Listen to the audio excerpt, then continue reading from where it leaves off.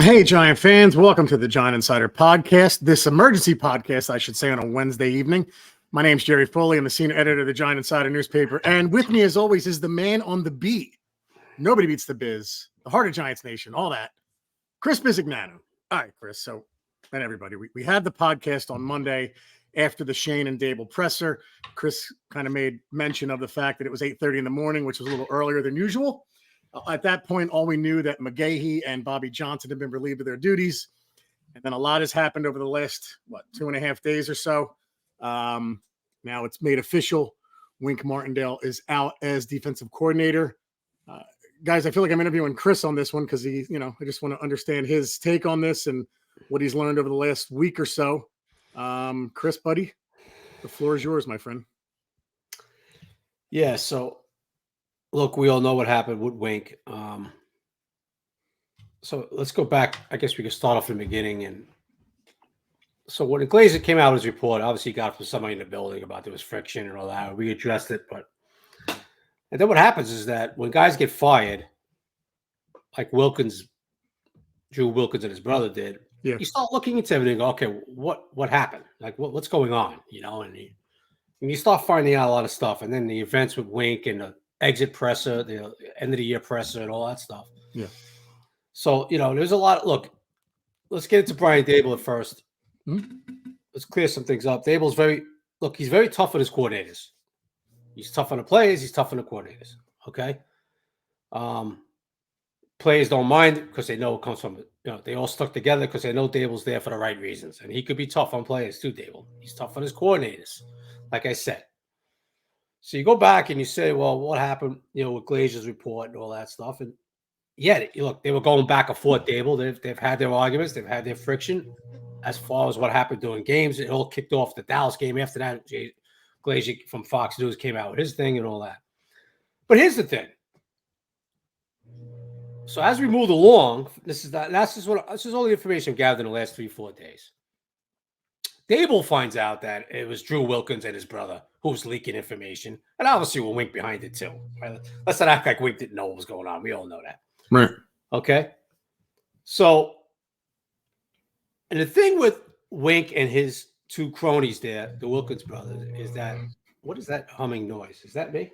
No, it's my sump pump. I'm sorry, man. Oh, okay. No problem. I thought it was me. It's going off every 3 seconds. Yeah, me too downstairs. So I can't believe you hear it. I'm sorry. No, that's all right. I just want to make sure it wasn't on my end. That's all. Yeah. So, you find out things, and people are like, oh, why didn't you notice earlier? Well, we knew there was some friction and this and that, but the original report, they hate each other. That wasn't true. And this and that. It's still not true today. I wanted to bring that up real quick because you had said that all along. You said, look, these two guys are having lunch together. They don't hate each other, right? So go ahead. They won't see but here's the thing with Wink.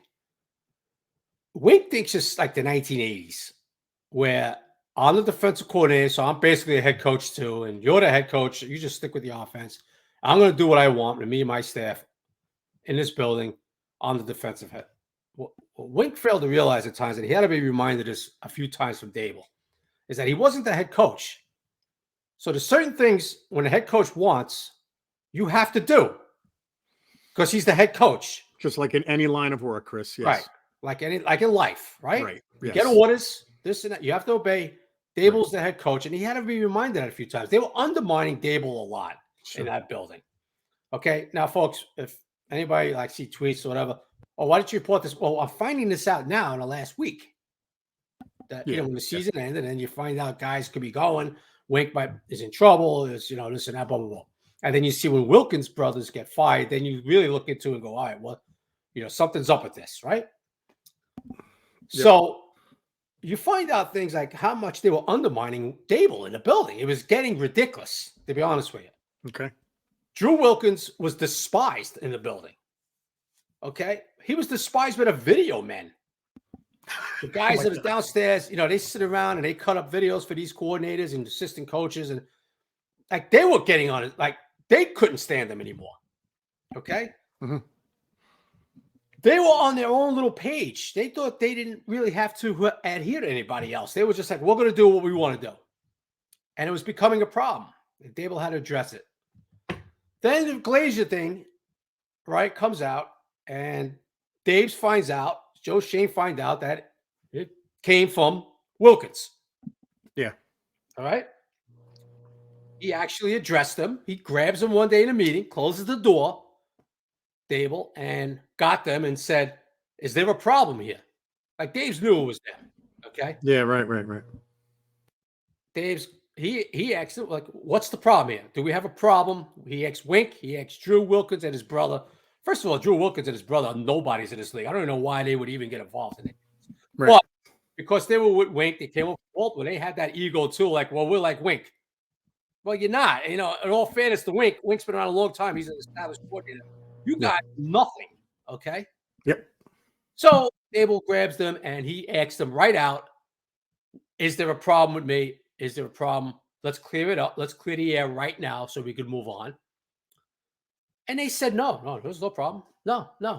We didn't say nothing to nobody. We didn't do this. And they denied it. So Dable knew it was them. They made the most of it for the rest of the season, but Wilkins was gone. Okay, they were gone. All right, they knew you can't work with guys you can't even trust. No, especially if they're undermining you. Absolutely. Okay? You know, this guy Drew Wilkins.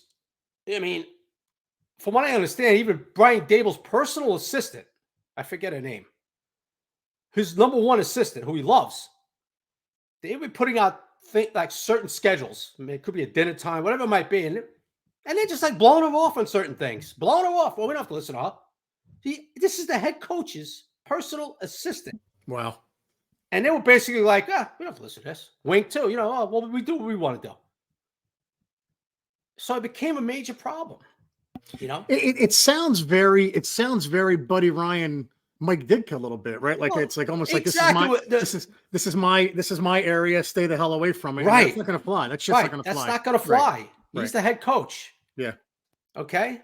And Wink has that old school mentality of, you know, I'm going to do what I want. You know, you handle that, but I'm going to do what I want. Nobody's going to tell me. So of course they came head to head on a lot of stuff, game plans. The Dallas game, the 600-yard game, you know, a lot of friction after that about what the hell happened, what's going on, it's all that stuff. No question about it. They look, Jerry, they used to go at it in training camp 2 years ago during the practice. Yeah, okay, you said that. Yep. This happened. Look, folks, and that's a professional relationship. Go ahead. This happens in the NFL. Right. Head coaches could be very, very demanding and very, very difficult in their coordinators. You quote tweeted Big Blue VCR before that clip with Parcells and Belichick. So go ahead. Yep. I mean, this is around the league. Like John Harbaugh and Wink, when they were together, they were two guys that were hard-headed guys, and they used to clash all the time. Didn't mean they didn't like each other, but they used to clash all the time. Yep. Okay. So I mean, this is what's going. But so what? I call him a chess player now, Dable. So what happened was they called this presser, and I remember telling you, Jerry, the last podcast. It was either the podcast or I told you on the side. Yeah, you might have told me afterwards, so I apologize to those fans who have no idea what I'm talking about. Yeah. When that came out to us at 8:30 in the morning, we were all like, "Whoa, what's that about?" Yeah. Well, what it was about is that, you know, he didn't want to answer questions. Wilkins' brothers were gone, and then he was going to deal with Wink in the afternoon, knowing full well that Wink was going to resign. So he fired them as a bit of a dare to Wink, you think? Not so much a dare. He was getting rid of them.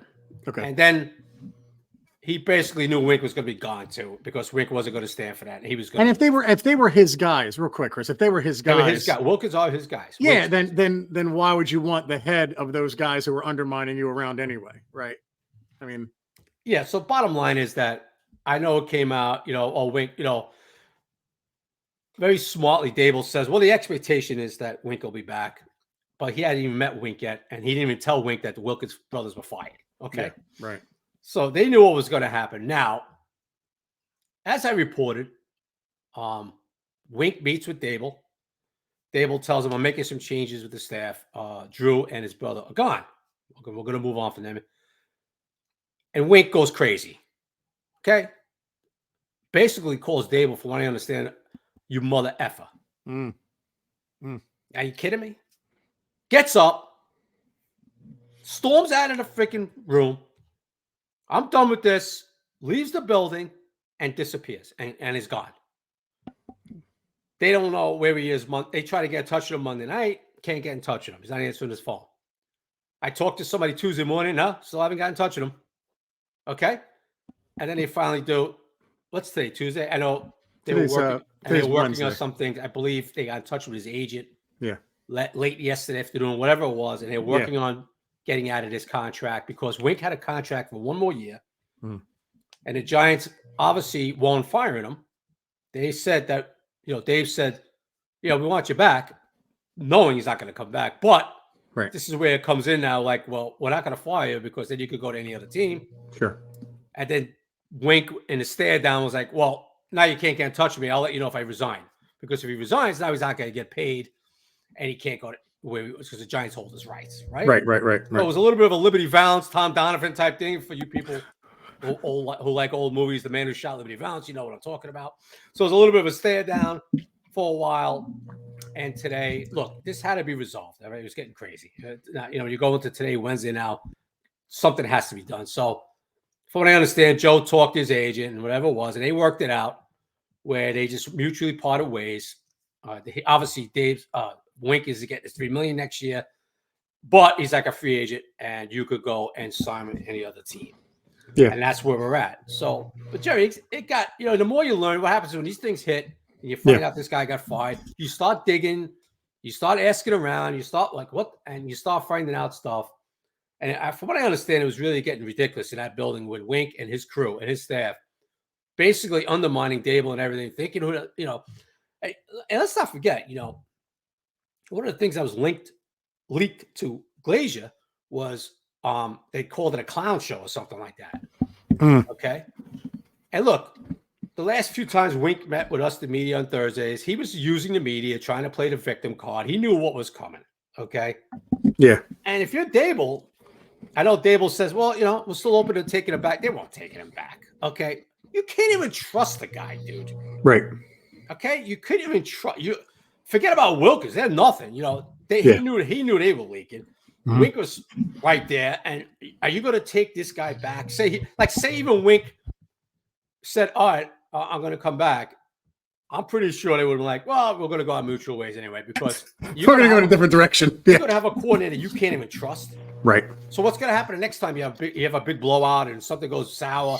You're going to call, some NFL insider like Adam Schefter and go, well, look, this is what's happening. I mean, and this is what really pisses me off is that for 2 years, all you heard Wink was saying how much he loves Mara and loves Tisch and loves the organization.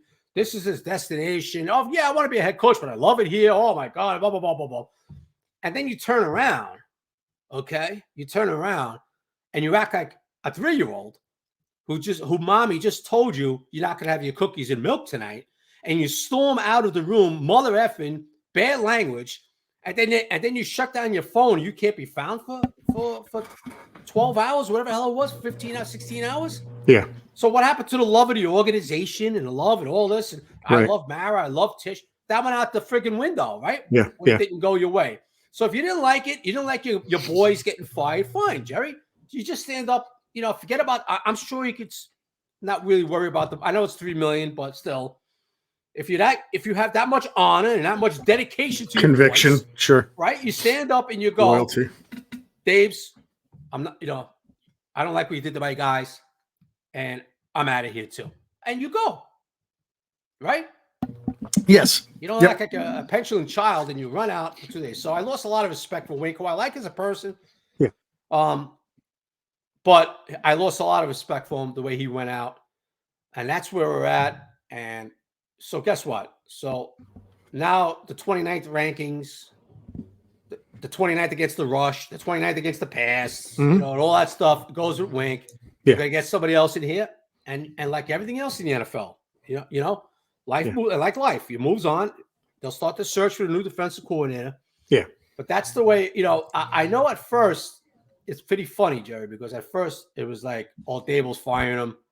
Blah, blah, blah. They didn't get along. So Dable just fired him because they didn't get along. And people were turning on Dable left and right. Of course. Yeah. Without knowing anything. Right. And then when you see people, that cover the team leaking out a lot, putting stuff out there like me, Paul Schwartz in the Post. A couple of guys are putting stuff like, well, this is what happened here. I mean, it was really getting bad, man. This guy stormed out and he's in Muller F and he walked out and this and that, and all that stuff. Hey, folks, I'm going to ask anybody out there listening to this podcast, if you were a boss, and one of your workers decided he was going to rat you out, in my opinion, and call somebody on the sneak and talk bad about you and tell you, oh, yeah, it's really bad here. Oh, we hate each other, this and that, and all that stuff. Oh, yeah, the Wink isn't getting along with Dable, and they really got at each other's throats. It's really bad here. It's a clown show here, and this and that. You're going to undermine your boss. Well, guess what? When your boss finds out, you're going to be fired. Right. Okay. So it shouldn't be any surprise. And without even knowing that, Chris, because we hadn't spoken about that, right? Without even knowing that, I found out a ton of shit in the last 3 days. No, right. But I'm saying even like today, we didn't talk pre-podcast really. You said that when concrete news came out, we were going to drop an emergency podcast. So forget about even the fact that they went and went to Glazer, right? Those two guys. What I was thinking about the last couple of days is, if you're in corporate America and you have a boss that wants two of your guys gone, there's not much you can really do about it. And you kind of have to, you either suck it up or you resign. And this seemed like a bit of a temper tantrum that he threw. And those guys were at fault. So what they did was obviously wrong, going to Glazer and airing the dirty laundry. So I think they could deny it all they want, Jerry. Dable knows it's them. Yeah, no, and that's the thing, Chris. Like, I think Dable walks away from this. Everyone's saying, "Oh my God, it's a shit show over there. It's a clown show." It's like, guys, like when you hear this stuff, I feel more secure about Dable's house being in order and him doing this, right? And like you said, it was a bit of a chess match. But I guess one of the questions I had for you, and it's about one of the players that we're deciding on whether or not we're going to sign, Xavier McKinney. Mm-hmm. So when he made that comment that his voice isn't heard. Do you think that was directed at Wink? Because Wink was the one who kind of defended that. No, it was directed at Wink. Okay, so does something like this make someone like Xavier McKinney? I know money talks, but does a move like this make him happier? You think, or no? Well, for what I understand, there was no chance McKinney was coming back if Wink was still here. Oh my God! Wow! Holy shit, dude! I mean, let's put it this way: McKinney didn't like being. Listen, let me retract it. I shouldn't say no way. Okay. But McKinney being called out by Wink that day really didn't go over well either with McKinney. Okay. Yeah. It's fair to say though that money talks. Look, money talks and all that, right. But McKinney couldn't have been too thrilled with that. The chances probably would have been slim. I was speaking to a former player today, and he was like, "Trust me, McKinney did not like that at all." And it wouldn't shock me if they moved on, if he moved on because he wasn't going for that. But we don't know that. Listen, I don't know that for a fact, but it wouldn't surprise me. And look, and that's another thing too. You can love it or hate it, but Brian Dable has some Belichick in him. He doesn't try to be like Belichick, but he believes in everything's in-house. He doesn't want anything leaked out of the building. Of course, that's tough to do in today's, right? Today's day and age with social media, who's leaking, who's ratting, who's leaking this and that. Somebody picks it up. It's amazing, right? So, but that's what Dable believes in. Dable was freaking pissed. Yeah. Pissed when that McKinney stuff came out. Okay. McKinney makes those comments to the media. That didn't go over well, right? Did not go over well with the Giants. Okay. But then when Wink addressed it and said, "Oh, I never had a player do that," and he went into this whole spiel with McKinney about the McKinney thing. He was the one who defended it more, or defended himself more. Yeah. Right. I never had that done. Other words like, "Oh, that's impossible with me. I listen to everybody." You know what I mean? And now you see what Wink is. You kind of see sometimes his agenda with the media, especially at the end. The last few times he met with the media, he was playing the victim card. There's no question about it. Right. All right. Because he knew he was probably going to get axed or wasn't going to work out his way. Mm-hmm. But, that whole thing with McKinney, they weren't happy with McKinney even saying that to the media about it after the game. He was like, they're not listening. Okay. They addressed it with him. He never said a word after that, McKinney, if you notice. He's like, and then instead of Wink saying, "Oh, Dable, we addressed it with Zay. Everything's good with Zay and this and that," like Dable always does, even though it might not be. But Dable always gives a standing answer. He doesn't want anything out, Dable. He doesn't want anything out. And then Wink is going into this 10-minute spiel about him and McKinney. I never had a guy do this before. I was really hurt. I mean, oh my God, stop. Now do you see, it's like, oh my God, come on. You know what I mean? That didn't go over well either. Big time with Dable. Did not go over well. Look, you could hate it, Jerry. You could say, oh, stop trying to be like Belichick in that way. It's bullshit. It's 2024. You got to keep everything in house. That whether it's Belichick or Rich Kotite. If that was Rich Kotite's philosophy, I'd be like, he's absolutely right. You cannot air dirty laundry like that, dude. Right, so this is what Dable believes in. He doesn't want anything out. And if you're one of the reasons why he's gonna get pissed off, and he was pissed off. He was pissed off at it. I don't blame him. He was freaking fuming. So he doesn't want anything like that out, especially from his coaches. He doesn't give us anything. You think he wants one of his coordinators to start talking about? Gives you nothing. He has the worst press conferences from a fan's perspective. Right. Yep. Which is how you want it, right? Deep down. Yeah. So you find out, it's amazing, Jerry, when the crap hits the fan, you find out like, oh wow, then people are, this was like, wow, really? You know how it is. As soon as when something happens, you start digging, you start asking, like, wow, is this what happened here? What's going on? And then you find out this, and this. It's like, so they moved on. That's it. There was absolutely. I know at one point he wasn't officially resigned yet. They couldn't get in touch with him. A lot of people were like, well, maybe they'll work it out. He'll come back. There was no chance of that happening. You can't even trust the guy, dude. Come on. You know what I mean? I'm sorry. Yeah. You can't even trust the guy. Yeah. Yeah. So there was no way that was happening. So it was interesting. It was a little chess being played there when Wink was playing a little chess with the media. Dable moved his queen a little bit, comes out that Monday morning. We expect him to be back, and all that stuff. Kind of put it back in Wink's court, right? Knowing he's going to hit Wink with this Wilkins news, knowing that Wink wasn't going to take him on, probably get the hell out of there. So it was a pretty interesting little maneuvers going on in the chess game. Between the both of them. And it winds up they move on, and Dable now needs two coordinators, the special teams and the defensive coordinator. And I see Kafka is getting an interview. Maybe offensive too, right? And if he gets a few more, Mike, who knows? He blows somebody out of the water in an interview. But this is it is what it is now. That's the way it is. And Dable's going to have his culture and what he wants, and it didn't work out with Wink right now after year 2, and he's going to go on to somebody new. It almost reminds, and Big Blue VCR said this the other night, it kind of reminds you of like this coming year will be 1984, where Parcells just said, I'm going to do things my way. And you kind of get that sense with Dable. It was a really good analogy, because when he hired Kafka and Wink, it was guys he hadn't worked with before, right? And Wink had his own philosophy on defense. If Kafka stays, even say, it's going to be very interesting to see who Dable brings in. I mean, the front runner would be like a Leslie Frazier, because he's worked with him before. But like, what is Dable's philosophy on defense, right? And even though you're an offensive guy, you still have probably a philosophy that you want to go with. So is he going to bring in a Leslie Frazier, someone else, someone totally opposite of Wink? I don't know, but it's going to be interesting to see where that goes from there. So. Yeah, because obviously each quarter has their own guys, right? And then you have to start gearing yourself up for free agency in the draft. Right. Or the type of defense he's going to play. Are you 4-3 or 3-4? How important are those outside backers now, right? Sure. It depends on how, the new coordinator, what he believes in, right? What kind of schemes he has, so, that was another thing too. You got to get this thing rolling. They have to have evaluations, and all that stuff with these players. And they have to start, gearing up for what direction they want to go. So you have to start getting guys in here, Look, Bobby Johnson, Jerry, he's a very good friend with Dable, still is. Right. It hurt Dable to do this. Sure. He loves Bobby Johnson, Yeah. But it's a business. It's a business. And when the production isn't there, you have to make tough decisions.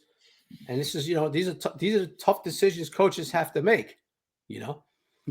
If you're making a popular decision all the time, you're probably not making the right decision all the time. Right. As a head coach in this league, Yep. So, that's the way they're going. They're going to replace a bunch of guys, and they will. This is the NFL. I mean, look at today. You see guys like Pete Carroll all of a sudden out of nowhere. He's gone. Nick Saban, baby. Vrabel's gone. Saban retires. I'm like, that was a shock. I have no idea he's even thinking about retiring. Oh my God. He retires. Guys are moving around left and right. Yeah. So that's basically what happened there. Yeah.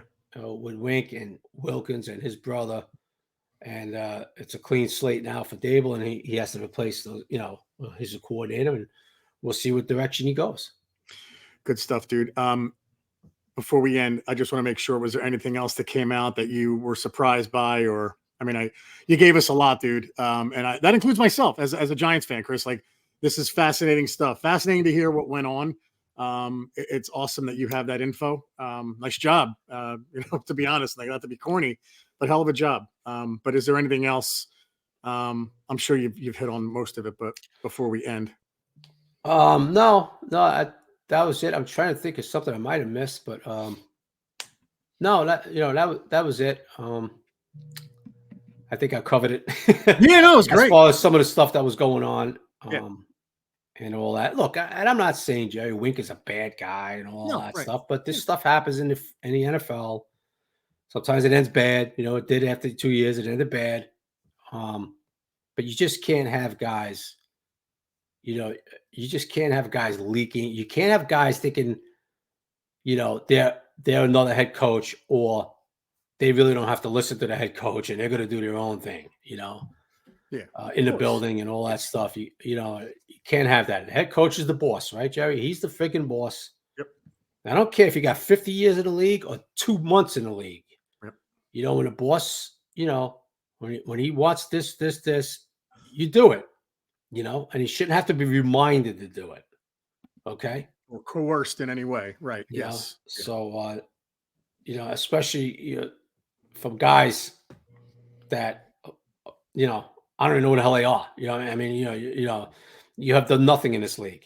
I'm not talking about Wink. I'm talking about his boys there, his lieutenants there, like, you've done nothing in this league. Right. So to walk around with this, like, oh, we're going to do this, that wasn't going to fly. Okay. Yeah, and I just asked Giant fans, look, I liked Wink. There were aspects of him I liked. We always talked about good Wink, bad Wink. Let's stop acting like we lost Bill Belichick, please. I mean, look, we're going to be okay. The rankings were not great. I mean, again, there were aspects to Wink I liked, but we did talk about a bad Wink. And then all this happens. Coach. Yeah, he's a good football coach. But, this isn't the Giants losing Tom Landry in 1960 as their defensive coordinator, okay? So let's slow that down a little bit. That's all. Yeah, and look, it's, if he winds up in a division, he winds up in a division. Oh, sure. What are you going to do? Give it up. Give it up. Hey, it helps the rivalry. Helps the rivalry. If you want, look, Dallas might need a coordinator. I'm sure Dan Quinn's going to be gone. Washington's going to need a coordinator. The Eagles are going to need a coordinator. So. Oh, that would be great, Chris. I would love to see him working with Sirianni if he couldn't work with Dable. That'd be interesting. We'll see how that works. Yeah, well, if Philly's one and done, Sirianni might not even be there. Right, but if Sirianni's there, we're going to work with him. Look, I don't know. We'll see. Look, we'll see how we'll see how it goes. But this division might have 4 new coordinators. 4. I'm including the Giants, obviously. 4 new coordinators. Yeah. Come next September, come training camp. So it'll be fascinating to see how this develops. But that's the way it is here with the Giants, and they moved on, and nothing much more to say, bro. And there's nothing he's gone, and there's nothing we can do about it. To quote Goodfellas. There you go. Yeah. So good stuff. We'll see what happens. That's fascinating stuff. We'll see what the hell they get in here, and who the hell Dable settles on as a coordinator. Yep. I'm sure whoever they hire, Twitter will be totally in total agreement with it, and everyone will be really happy no matter who he hires. So. Yeah. Sure. Anyway, great stuff, dude. Best half hour I've heard in a while, as far as like information wise. So good stuff by you. And we'll be back, like we said, next week. It's just an emergency podcast, so we'll be back sometime next week. All right. Okay. Yep. All right, guys. Sundays are Giant days. Take care, everybody. Bye-bye.